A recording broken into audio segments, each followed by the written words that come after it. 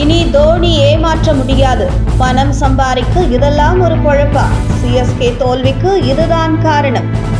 CSK தொடர் தோல்வியும் தோனியின் வியாபார தந்திரமும் தற்பொழுது மிகப்பெரிய சர்ச்சையாக வெடித்து சிஎஸ்கே அணிக்கு விளையாடி கிழித்தது போதும் வீட்டிற்கு கிளம்பு ராசா என தோனியை ரசிகர்களே விரட்டும் நிலை உருவாகியுள்ளது.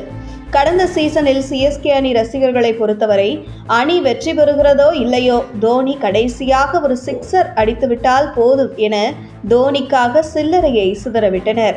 ஆனால் இந்த சீசனில் தோனி தான் தோல்விகளுக்கு காரணமாக இருக்கிறார் என்று சொல்லும் அளவிற்கு சிஎஸ்கே ரசிகர்களின் கோபம் தோனி பக்கம் திரும்பியுள்ளது. டெல்லி கேபிட்டல்ஸ் அணிக்கு எதிரான போட்டியில் சிஎஸ்கே அணி விளையாடியது. போட்டியில் முதலில் பேட் செய்த டெல்லி கேபிட்டல்ஸ் அணி 183 ரன்கள் சேர்த்தது. அதன் பின் ஆடிய சிஎஸ்கே அணி தொடக்கத்திலேயே விக்கெட்டுகளை இழந்ததால் தடுமாற்றத்தோடு விளையாடியது. சென்னை அணியின் ஐகான் தோனி 11வது ஓவரிலேயே களமிறங்கினாலும் அவர் ஆடிய நிதான ஆட்டமே சிஎஸ்கே அணியின் தோல்விக்கு காரணமாக அமைந்துவிட்டது. இந்த போட்டியில் சிஎஸ்கேவின் பவுலிங் அட்டகாசமாக இருந்த நிலையில் பேட்டிங்கில் சொதப்பியதால் மோசமான ஹேட்ரிக் தோல்விக்கு காரணமாகிவிட்டது. அதுவும் இறுதி வரை களத்தில் இருந்த விஜய் சங்கரும் மகேந்திர சிங் தோனியும் இருவரும் சேர்ந்து மோசமாக விளையாடி டெல்லி அணியை வெற்றி பெற வைத்தனர் என்றே கூறலாம்.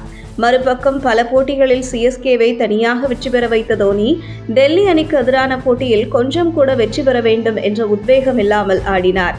11வது ஓவரில் களமிறங்கிய தோனி கடைசி வரை ஆட்டமிழக்காமல் இருந்தாலும் 26 பந்தில் ஒரு பவுண்டரி ஒரு சிக்ஸருடன் 30 ரன்கள் மட்டுமே எடுத்தனர்.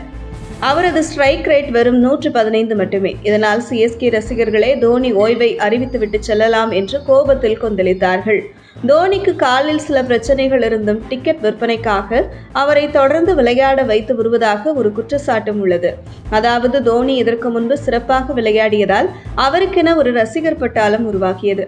அது தோனி என்கின்ற தனி மனிதனுக்காக இல்லை, தோனியின் திறமையான விளையாட்டுக்காகத்தான் உருவாக்கியது.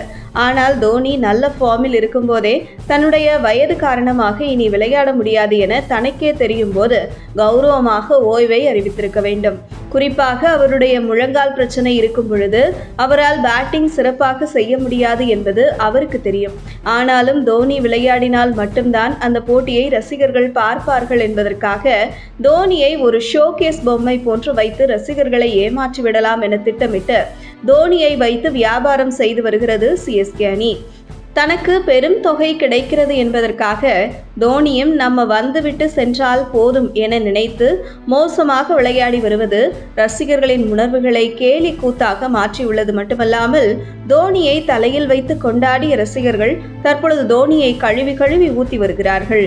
இந்த நிலையில் ரசிகர்களின் கடும் எதிர்ப்பின் காரணமாக தோனி இந்த சீசனுக்கு நடுவிலேயே ஓய்வை அறிவித்தாலும் அறிவிப்பார் என்று ஒரு தகவலும் பரவி வருகிறது. உங்கள் தின சேவல்